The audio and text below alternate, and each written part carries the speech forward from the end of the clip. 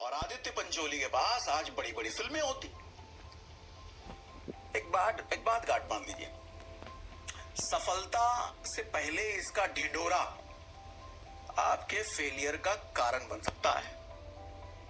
जब तक काम पूरा ना होना, वो काम आपका है ही नहीं, वो सिर्फ एक उम्मीद है, और उम्मीद बहुत आसानी से छीनी जा सकती है। नौकरी लगने से पहले, ऑफर लेटर आने से पहले किसी को मत बताओ। कोई बड़ी डील साइन होने से पहले किसी को भी मत बताओ। कोई प्रॉपर्टी की रजिस्ट्री से पहले मत बताओ किसी को। और कोई अपना नया बिजनेस आइडिया है तो भैया किसी को कतई मत शेयर करो, क्योंकि दुनिया आपकी खुशी में शामिल होने के लिए नहीं, आपके दुखों से मजा लेने को तैयार बैठी है। तो लोग आपकी खबर सुनकर खुश होते हैं, ऐसा नहीं है। आपकी खबर सुनकर के लोग हिसाब लगाने लग जाते हैं। आप कभी नहीं जान पाएंगे कि सामने वाला किस कैटेगरी में है। वो खुश होने वाला है, हिसाब लगाने वाला है, आपके खिलाफ प्लानिंग करने वाला है, नहीं समझ में आता। इसलिए तरीका क्या है, मत बताओ जब तक पूरा ना हो जाए। चुप रहिए भैया, अपने काम में लगे रहो और काम पूरा करो। और जब एक बार काम पूरा हो जाए फिर तो नतीजा शोर मचाएगा ही। क्योंकि देखो, जो आदमी अधूरे काम का ढिंढोरा पीटने लग जाता है वो अक्सर अधूरा ही रह जाता है, और जो पूरा करके दिखाता है उसको कोई रोक नहीं पाता। तो इसीलिए अपनी सफलता का ऐलान मत कीजिए, अपनी सफलता को शिखर तक पहुंचने दीजिए। इसलिए नियम साहब है भैया कि अपनी सफलता को महसूस कीजिए, दिखाइए मत। क्योंकि जब लोगों को पता ही नहीं होगा कि आपके पास क्या है तो वो उसे छीन भी नहीं सकते। आपकी खामोशी ही आपकी सुरक्षा है, ये समझो। और यही सच्ची अमीरी का देखो पहला राज है। और अब जरा उन लोगों के बारे में सोचो जो लोग आज सच में शिखर पर हैं, जैसे वॉरेन बफे हो गए, रतन टाटा, लेट रतन टाटा हो गए, जेफ बेजोस हुआ, मुकेश अंबानी हो गए। इनमें से कोई भी अपनी लग्जरी के लिए नहीं जाना जाता। आप कभी भी इनको शो ऑफ करते हुए नहीं देखोगे कि ब्रांडेड वॉच, ब्रांडेड कपड़े या ब्रांडेड कुछ नहीं। इनके पास है सब कुछ, फिर भी दुनिया इनको इनकी ताकत और इनके औकात के लिए जानती है। देखो, ये लोग जानते हैं कि असली ताकत हमेशा खामोशी में होती है। जितना ज्यादा आप बोलते हो उतना ज्यादा आप अपने बारे में राज खोलते चले जाते हो, और जितना आप अपने राज खोलते जाओगे उतना आसान हो जाता है दूसरों के लिए आपको समझना। और जिसे समझ लिया जाए उसे गिराना मुश्किल नहीं रह जाता। और इसके साथ अब एक बात कहता हूं अपने यहां पे जेनजी लड़कों के लिए, खास के लड़कों के लिए बात कर रहा हूं जो सुंदर दिखना चाहते हैं। देखो दोस्त, सुंदरता को ना सहारे की जरूरत होती है, और जो दूसरों को सहारा देता है उसे सुंदर बनने की फुर्सत ही नहीं मिलती। जब रोशनी की जरूरत होती है तब दिया जलाया जाता है, और जब अंधेरा गहरा हो जाता है तब उस इंसान को आगे कर दिया जाता है जो सबसे कम शिकायत करता है। उसकी जिंदगी में तारीफ कम होती है, जिम्मेदारियां ज्यादा होती है। उससे यह नहीं पूछा जाता कि वो थक गया है या नहीं थका है, बस ये मान लिया जाता है कि वो सब संभाल लेगा। सुंदरता समय के साथ मिट जाती है, लेकिन ताकत समय के साथ बढ़ती चली जाती है। तो रोज जो आदमी थोड़ा थोड़ा टूटता है वही एक दिन पत्थर नहीं लोहा बन के निकलता है, और उससे आंसू नहीं फैसले मांगे जाते हैं। इसलिए याद रखिए कि आप आईने के लिए नहीं बने हैं, आप तूफान से लड़ने के लिए बने हैं। और जब आप खड़े होते हैं तो दुनिया को झुकना पड़ता है। और इसी बात को पैसे से जोड़ करके आप सोचो, जो आदमी चुपचाप संभालता है वही आदमी चुपचाप बनाता भी है। शोर मचाने वाला अक्सर थका हुआ मिलेगा, टिकने वाला जीतता चला जाता है। तो अगर आप सच में अमीर बनना चाहते हो तो सबसे पहले एक काम करो भैया, दिखावे से बाहर निकलो। पैसे को स्टेटस सिंबल मत बनने दो, पैसे को अपनी आजादी का औजार बनाओ। क्योंकि जब तक पैसा दिखाने में लगे रहोगे, वो पैसा आपकी जिंदगी बदलने में मदद नहीं करेगा। अपनी कमाई को किसी को मत बताओ, अपने इन्वेस्टमेंट प्लान किसी से मत शेयर करो, और अपने सपने दुनिया को सुनाने से पहले उनको हकीकत में बदलना सीखो। हमेशा याद रखना, खामोशी आपको रहस्यमय बना देती है, और रहस्य हमेशा ताकत पैदा करता है। जब सब लोग बोल रहे हो ना, उस वक्त आप सिर्फ काम करने में लगे रहो, और यही फर्क है भीड़ में और विजेता में। असली अमीर वो नहीं होते हैं जो दुनिया को इंप्रेस करने में लगे रहते हैं। असली अमीर वो होते हैं जो चुपचाप आगे बढ़ते रहते हैं। लोगों को ये मत दिखाइए कि आप कितना कमा रहे हैं, लोगों को ये दिखाइए कि आप क्या बन रहे हैं। क्योंकि अमीरी ये इंस्टाग्राम पोस्ट से नहीं आती दोस्त, ब्रांड से नहीं बनती। अमीरी बनती है आपके बैंक बैलेंस से, आपके इन्वेस्टमेंट एसेट से, आपकी औकात से। तो आज से एक चीज पक्की कर लो, पैसों का ढिंडोरा नहीं पीटो, क्योंकि कामयाब आदमी की कामयाबी खुद शोर मचाई देती है। तो काहे को पैसे का ढिंडोरा पीटना। पैसा कमाओ मगर दिखाओ मत। पैसा है तो ताकत है, और जिसके पास ताकत है वही असली ब्रांड है।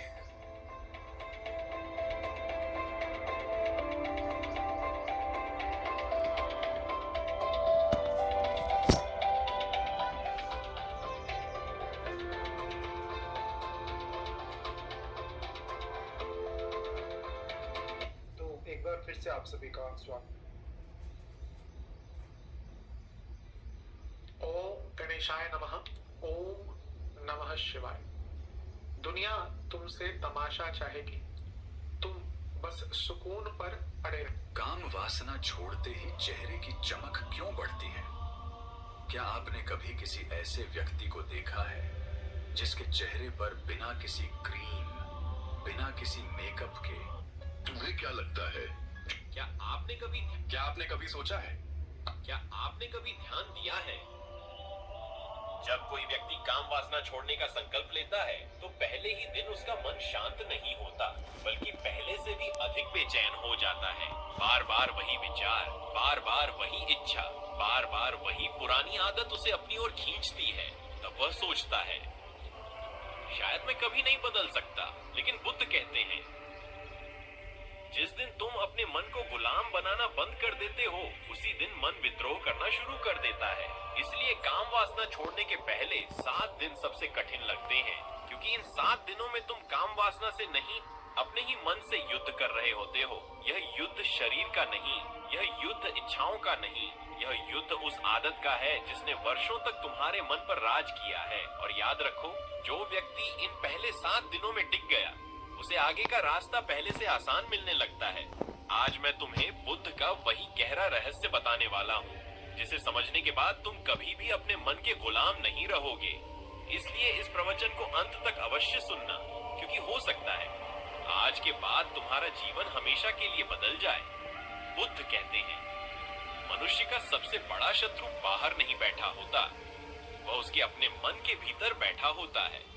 काम वासना कोई साधारण इच्छा नहीं है, यह धीरे धीरे आदत बन जाती है, और जब कोई आदत वर्षों तक दोहराई जाती है, तब वह मन के भीतर अपनी गहरी जड़ें जमा लेती है। इसी कारण जब तुम अचानक उसे छोड़ने का निर्णय लेते हो, तो मन घबरा जाता है। उसे लगता है कि उससे उसका सबसे प्रिय खिलौना छीन लिया। क्या आपने कभी सोचा है, आखिर क्यों कुछ लोग बहुत बुद्धिमान होने के बावजूद जीवन में बार बार गलत फैसले लेते हैं? 19 सितंबर 2026 से मेरा स्त्री को पुरुष में सबसे ज्यादा क्या आकर्षित करता है? ये सवाल उतना ही पुराना है जितना मानव सभ्यता, और हर युग में इसका अलग अलग जवाब दिया गया है। कभी बाहरी रूप रंग की बात हुई, कभी ताकत की, कभी धन की, कभी बुद्धि की। लेकिन जो सच है वो कहीं अधिक गहरा है, कहीं अधिक मौलिक है, और उसे समझने के लिए तुम्हें सतह से नीचे उतरना होगा, उस जगह पर जहां शब्द खत्म हो जाते हैं और ऊर्जा शुरू होती है। क्योंकि स्त्री का आकर्षण कोई सूची नहीं है, कोई चेकलिस्ट नहीं है, कोई फॉर्मूला नहीं है। वो एक गहरी, प्राचीन, अचेतन प्रक्रिया है जो किसी तर्क से नहीं बल्कि किसी की पूरी उपस्थिति से जुड़ी है। पहली बात, स्त्री को पुरुष में सबसे ज्यादा आकर्षित करता है उसकी आंतरिक शांति और आत्म स्वीकृति। जो पुरुष खुद से लड़ाई नहीं करता, जो अपनी खामियों से भागता नहीं, जो उन्हें छुपाने की कोशिश नहीं करता, वो एक गहरा ठहराव पैदा करता है, एक ऐसी शांति जो बहुत दुर्लभ है। जो पुरुष लगातार दूसरों से मान्यता मांगता है, अपनी कीमत दूसरों की नजरों में तलाशता है, वो जितना प्रभावशाली दिखने की कोशिश करता है उतना ही अपनी असुरक्षा को उजागर करता है। और स्त्री जिसकी अंतर्ज्ञान की शक्ति बहुत गहरी है, इस असुरक्षा को एक इंच भीतर से भांप लेती है। लेकिन जो पुरुष अपने भीतर पूर्ण है, जो अकेले में भी आनंदित है, जिसे किसी की तारीफ की जरूरत नहीं क्योंकि वो खुद को पहले ही स्वीकार कर चुका है, उसकी उपस्थिति एक अलग तरह का चुंबक बन जाती है। वो चुंबक कोई दिखावा नहीं है, वो उसकी आत्मा की गहराई से निकलती है। दूसरी बात, स्त्री को पुरुष में सबसे ज्यादा आकर्षित करता है उसकी सच्ची, बिना किसी लालसा वाली उपस्थिति। ये बहुत सूक्ष्म है लेकिन बहुत गहरा है।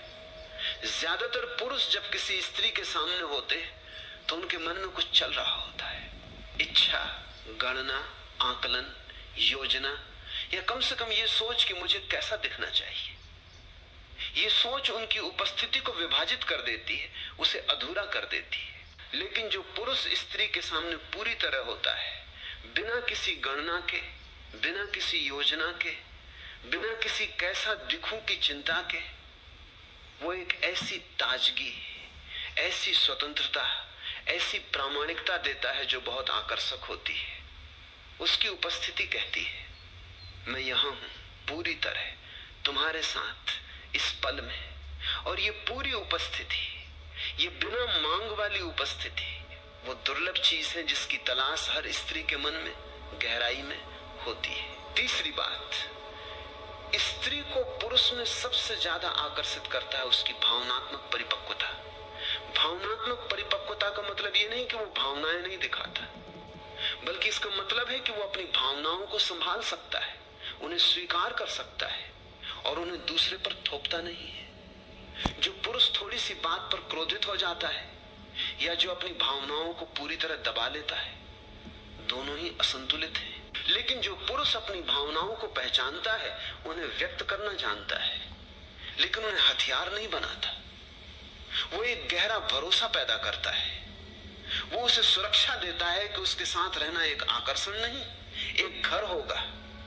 स्त्री उस पुरुष की तरफ खींचती है जहां वो अपनी भावनाओं को सुरक्षित रख सकती है, जहां उसे डर नहीं कि उसके आंसुओं का मजाक उड़ाया जाएगा या उसके गुस्से को नजरअंदाज किया जाएगा। चौथी बात, स्त्री को पुरुष में सबसे ज्यादा आकर्षित करता है उसकी अपने सपनों, अपने लक्ष्यों, अपने जीवन की दिशा के प्रति अडिगता।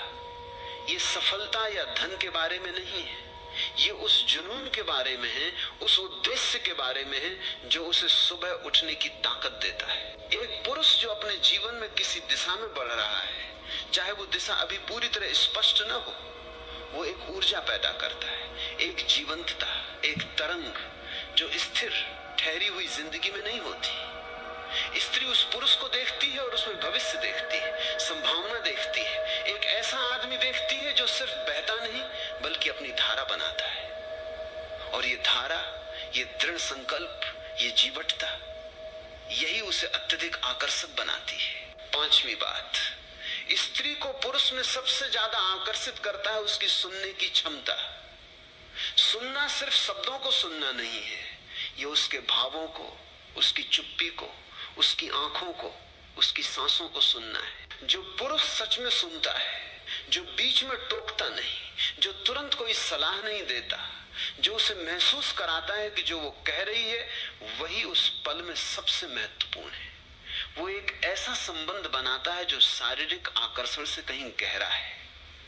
क्योंकि सुनना सबसे बड़ा सम्मान है, सबसे बड़ा उपहार है, और यही उसे सबसे ज्यादा आकर्षक बनाता है। स्त्री को ऐसा पुरुष पसंद आता है जो उसे बोलने नहीं देता, बल्कि उसे महसूस कराता है कि उसकी बात कीमती है।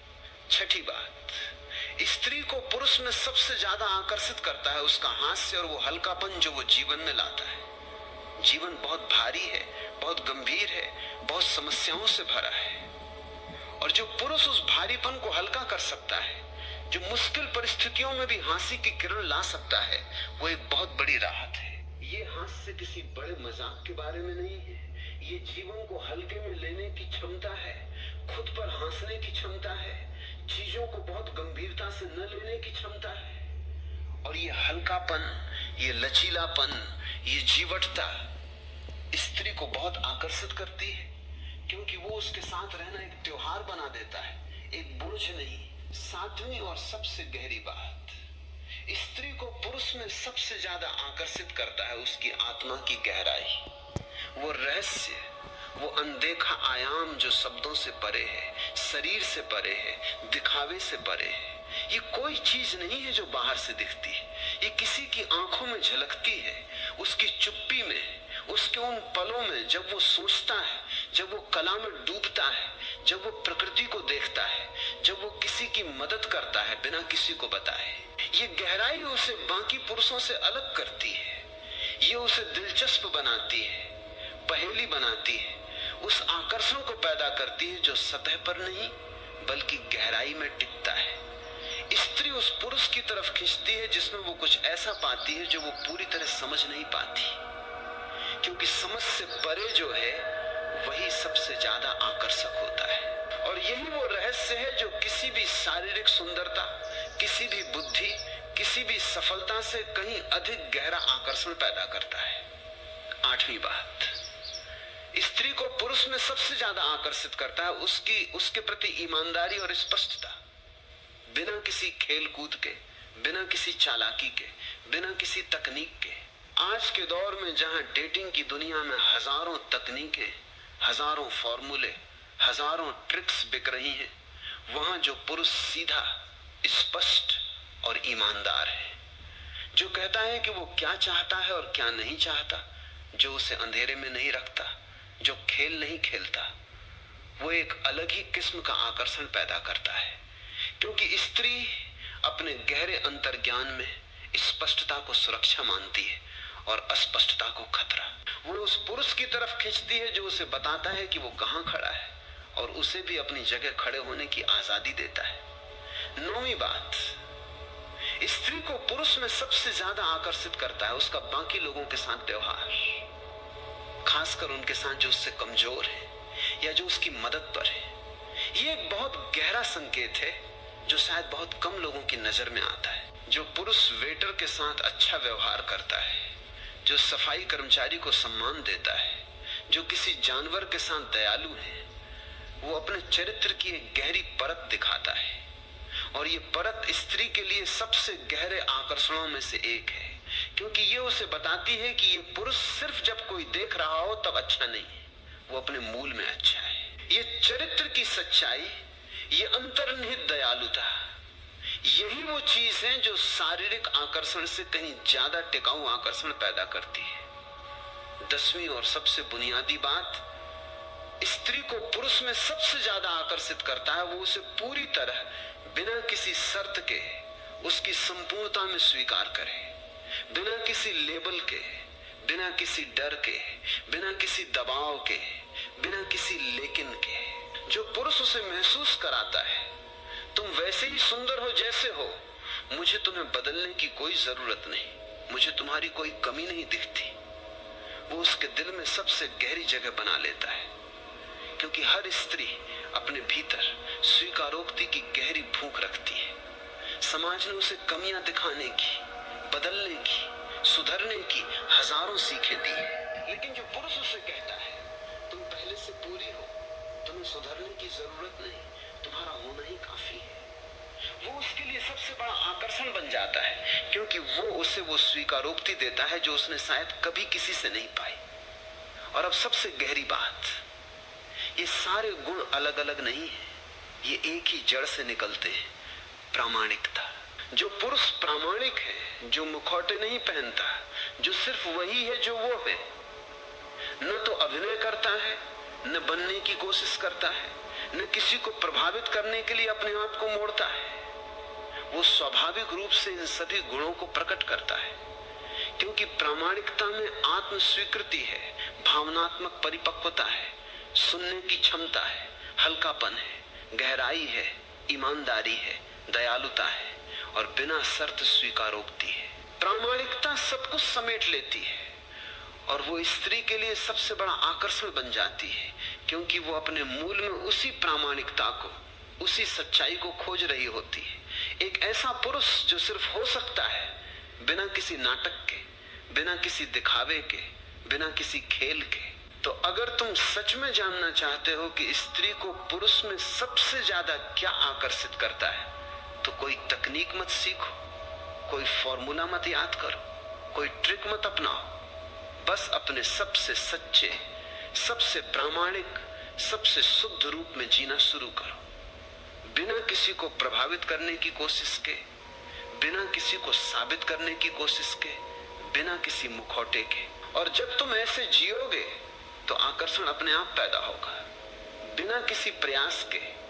जैसे सुगंध फूल से अपने आप फैलती है, जैसे रोशनी दिए से अपने आप फैलती है। तुम्हें स्त्री को आकर्षित करने की जरूरत नहीं, तुम्हें बस अपने असली रूप में होने की जरूरत है और आकर्षण अपने आप आएगा, जैसे तितली फूल के पास अपने आप आती है। अगर ये बात तुम्हारे दिल में उतर गई है तो इस वीडियो को लाइक करो, ताकि और पुरुष भी दिखावे और तकनीकों की दौड़ से बाहर निकलकर अपनी प्रामाणिकता की ओर बढ़ सके। चैनल को सब्सक्राइब करो, क्योंकि ये सिर्फ एक वीडियो नहीं है, ये सच्चे आकर्षण और आत्मज्ञान के रहस्यों को समझने की एक यात्रा है, जो तुम्हें स्त्री के करीब नहीं बल्कि अपने सबसे सच्चे स्वरूप के करीब ले जाती है। इस वीडियो को शेयर करो उन सभी पुरुषों के साथ जो स्त्री को समझना चाहते। दोस्तों, आज की जो कहानी है ना, क्या आपने कभी शहर के बीचों बीच किसी बड़े बैंक की ऊंची ऊंची इमारत और उसके मैसिव स्टोन पिलर्स को देखकर सोचा है कि आखिर ये बैंक इतने बड़े बड़े स्काईस्क्रेपर्स बनाने का पैसा लाते कहां से हैं? उन्होंने ये एम्पायर अपने सेविंग्स अकाउंट में एक एक पैसा जमा करके नहीं बनाया, उन्होंने इसे आपके पैसे से बनाया है। पूरी जिंदगी आपको पैसे, डेट और रिस्क के बारे में एक खास कहानी सिखाई गई है।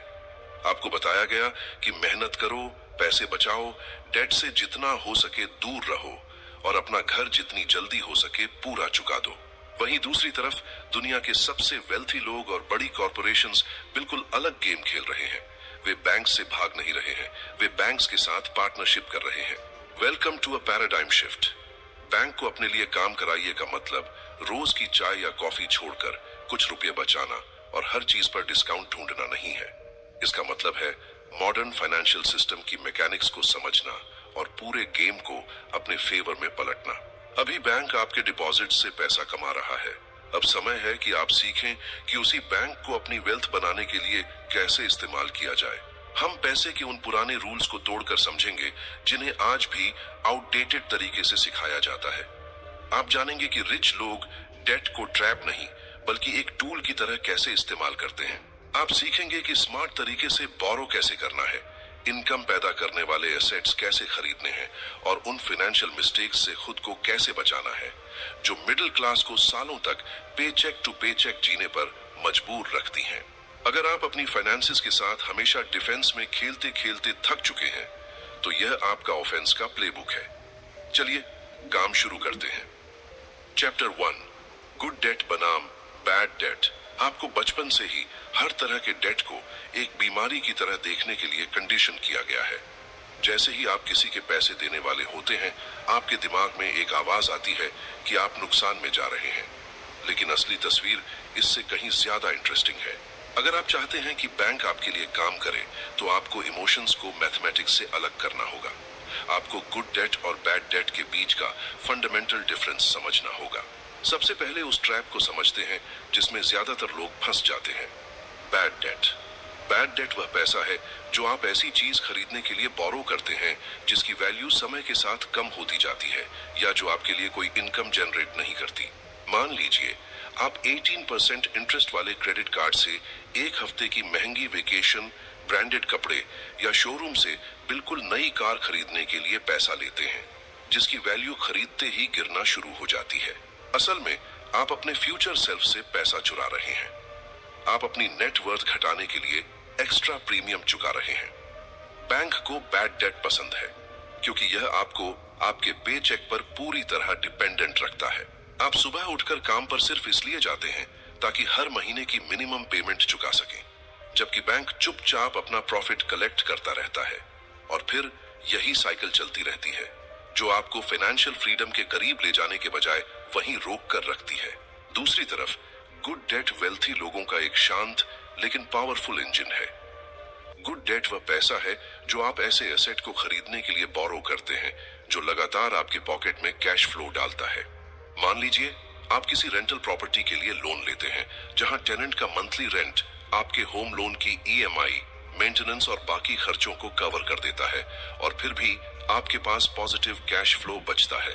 या फिर आप किसी प्रॉफिटेबल बिजनेस को स्केल करने के लिए एक स्ट्रेटेजिक बिजनेस लोन लेते हैं जहां उस बोरोड कैपिटल से पैदा होने वाला रिटर्न आपके लोन की कॉस्ट से कहीं ज्यादा हो। गुड डेट में इंटरेस्ट का पूरा बर्डन जरूरी नहीं कि आपकी अपनी मेहनत की कमाई उठाए। आपका एसेट उस इंटरेस्ट को पे करने में मदद करता है। आप सिर्फ उस पूरे सिस्टम को ऑर्केस्ट्रेट करते हैं और बदले में एसेट की इक्विटी और पोटेंशियल पैसिव इनकम आपके पास रहती है। रिच लोग हमेशा अपनी जेब के पैसे से ही रिच नहीं बनते, वे दूसरे लोगों के पैसे यानी अदर पीपल्स मनी का स्मार्ट तरीके से इस्तेमाल करते हैं। वे बैंक के पास जाते हैं, एक सॉलिड इनकम प्रोड्यूसिंग एसेट का प्लान दिखाते हैं और बैंक के कैपिटल का इस्तेमाल करके उस एसेट को खरीदते हैं। जिस मोमेंट आप यह कॉन्सेप्ट समझ जाते हैं उस मोमेंट आपका पूरा फाइनेंशियल वर्ल्ड व्यू बदलना शुरू हो जाता है। डेट अब सिर्फ एक बोझ नहीं रह जाता, यह लेवरेज बन जाता है। यह एक फाइनेंशियल क्रोबार की तरह है जो आपको उन बड़े एसेट्स को कंट्रोल करने का मौका देता है जिन्हें शायद आप सिर्फ अपनी जेब के पैसे से कभी खरीद ही नहीं सकते थे। लेकिन सिर्फ कागज पर गुड डेट और बैड डेट का डिफरेंस समझ लेना पूरी कहानी नहीं है। आपको पता हो कि गुड डेट कैसा दिखता है, फिर भी अगर लोन डॉक्यूमेंट साइन करने का ख्याल आते ही आप डर कर पीछे हट जाते हैं तो यह नॉलेज आपके किसी काम की नहीं होगी।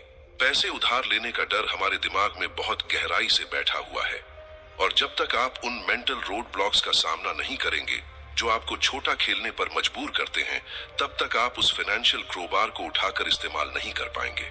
असली बैरियर मैथमेटिक्स नहीं है, असली बैरियर आपका माइंडसेट है। चैप्टर 2, बोरोइंग की साइकोलॉजी। आखिर डेट शब्द सुनते ही आपके शरीर में एक अनकंफर्टेबल फीलिंग क्यों पैदा होने लगती है? हम में से ज्यादातर लोग बचपन से ही पैसे को लेकर एक जैसी वार्निंग सुनते हुए बड़े हुए हैं। हमने अपने पेरेंट्स को होम लोन की ईएमआई और इंटरेस्ट रेट्स को लेकर परेशान होते देखा, क्रेडिट कार्ड के बिल्स को लेकर टेंशन लेते देखा और उस दिन को सेलिब्रेट करते देखा जब आखिरकार उनकी कार या घर का लोन पूरा चुका दिया गया। धीरे धीरे हमारे दिमाग में एक बहुत स्पेसिफिक लेसन बैठ गया, किसी के पैसे देने हैं मतलब आप फ्री नहीं हैं। यही psychological baggage real generational wealth बनाने के रास्ते में सबसे बड़ा हर्डल बन जाता है। अगर आप चाहते हैं कि बैंक आपके लिए काम करे तो आपको बोरोइंग को लेकर अपने दिमाग की प्रोग्रामिंग बदलनी होगी। आपको डेट को किसी मॉरल फेलियर की तरह देखना बंद करना होगा और इसे एक कोल्ड कैलकुलेटेड बिजनेस ट्रांजैक्शन की तरह देखना शुरू करना होगा। जब कोई बड़ी इंडियन कंपनी 400 करोड़ रुपए का लोन लेकर एक नया मैन्युफैक्चरिंग प्लांट लगाती है तो उसका सीईओ रात भर इस गिल्ट में नहीं जागता कि उसने इतना पैसा उधार क्यों लिया। वह उस लोन को बर्डन नहीं मानता, वह इसे एक स्ट्रेटेजिक मूव मानता है। उसे पता है कि नया प्लांट आने वाले सालों में 800 करोड़ रुपए या उससे भी ज्यादा का रेवेन्यू जनरेट कर सकता है। लोन सिर्फ वह ब्रिज है जो कंपनी को पॉइंट ए से पॉइंट बी तक पहुंचाता है। लेकिन जब कोई ऑर्डिनरी व्यक्ति अपने पहले रेंटल प्रॉपर्टी में इन्वेस्ट करने के लिए लोन लेने या अपना छोटा साइड बिजनेस शुरू करने के लिए पैसे बोरो करने के बारे में सोचता है तो वह इस डर से रुक जाता है कि अगर सब कुछ गलत हो गया तो क्या होगा। यह फियर अक्सर फाइनेंशियल एजुकेशन की कमी से पैदा होता है। जब आपको इन्वेस्टमेंट के पीछे की मैथमेटिक्स समझ नहीं आती तो बोरोइंग गैम्बलिंग जैसी लगने लगती है और आपको बैंक के पैसे के साथ कभी भी ब्लाइंड गैम्बल नहीं करना चाहिए। इंटेलिजेंट बोरोवर की साइकोलॉजी एब्सोल्यूट क्लैरिटी पर टिकी होती है। वेल्थी लोग ब्लाइंडली बोरो नहीं करते, वे स्ट्रिक्ट और अनफॉरगिविंग नंबर्स के आधार पर बोरोइंग करते हैं। वे कैश फ्लो को एनालाइज करते हैं, वर्स्ट केस सिनेरियोस का स्ट्रेस टेस्ट करते हैं और तभी लोन एग्रीमेंट